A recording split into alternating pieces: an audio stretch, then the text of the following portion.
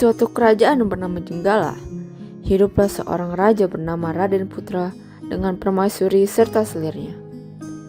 Sang selir sangat iri dengan permaisuri, karena menurutnya ialah yang pantas menjadi permaisuri. Sang selir pun merencanakan rencana jahat dengan sang dukun, di mana ia akan berpura-pura sakit dan sang selir akan menuduh permaisuri yang meracuni dirinya. Selir pun menjalankan rencana itu. Ketika raja meminta sang dukun untuk memeriksanya, sang dukun pun berkata kalau selir telah diracuni oleh permaisuri. Sang raja pun kaget dan memanggil sang patih untuk mengasingkan permaisuri. Sang raja pun bersikeras untuk mengasingkan sang permaisuri. Patih pun mau tidak mau harus mematuhi perintah sang raja dan membawa sang permaisuri ke hutan. Patih pun membawa sang permaisuri ke hutan.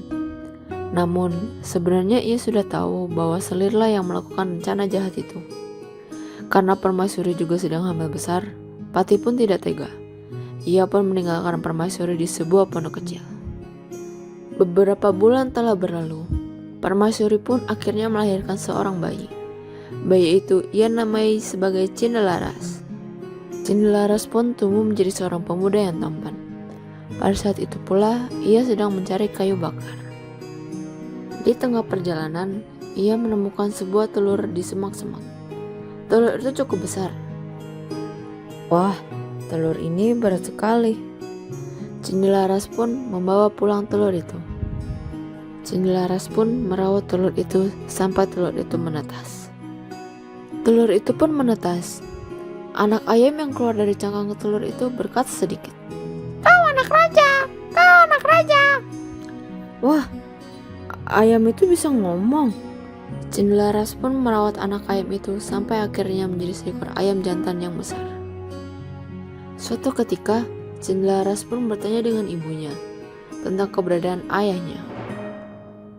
"Ibu, maafkan kelancanganku, tapi di manakah ayahku yang sebenarnya?"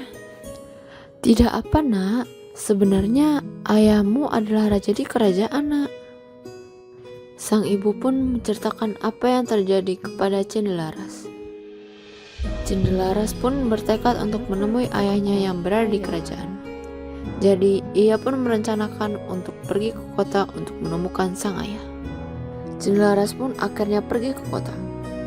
Sesampainya di perkotaan, ia melihat sebuah pertandingan sabung ayam yang dilakukan oleh masyarakat sekitar. Cindelaras pun jadi tertarik untuk mengikuti pertandingan itu. Ayam Cindelaras memenangkan segala pertandingan itu.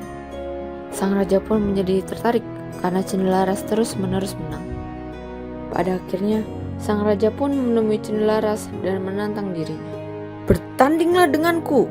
Jika kau kalah, taruhkanlah nyawamu." Cindelaras pun memenangkan pertandingannya dengan raja. Ayam Cindelaras pula akhirnya mengungkapkan sebuah rahasia yang besar. "Siapakah namamu, wahai anak muda?" "Namanya Cindelaras. Ia adalah putra dari permaisuri yang kau asingkan." Sang ayam itu pun menceritakan apa yang dilakukan oleh selir dan dukun. Sang raja pun akhirnya mengetahui kebenarannya dan mengusir mereka. Sang raja pun akhirnya kembali menjumpai sang permaisuri. Ia merasa bersalah dan membawa kembali sang permaisuri ke kerajaan.